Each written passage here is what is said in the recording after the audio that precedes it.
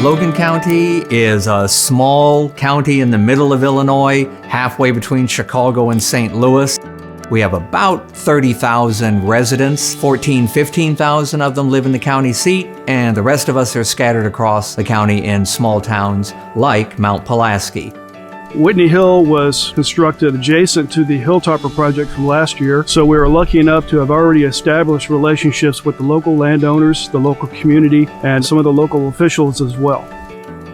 Like many rural communities, Mount Pulaski has faced that drain on its local economy that occurred when larger communities bring in big box stores, so that means the town loses its grocery store, or the town faces the loss of its hardware store or its pharmacy.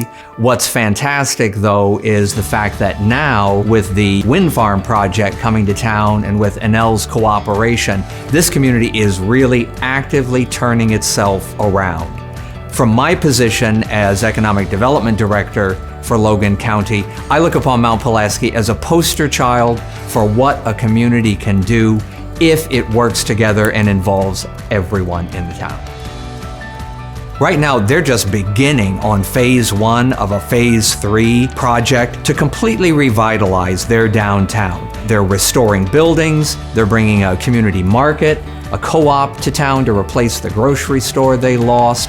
They're building a brand new high school, and I could go on, but it all springs from a base of Enel has been very supportive and worked with this community, and they've banded together. So it's been just a great win-win situation for both.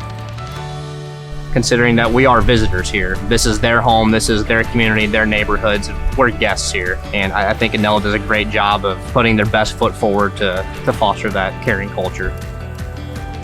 Most importantly, they understand rural culture. And for a wind farm project to be successful, you have to get along with and understand how things work in a rural culture, and that's why it's worked for Enel.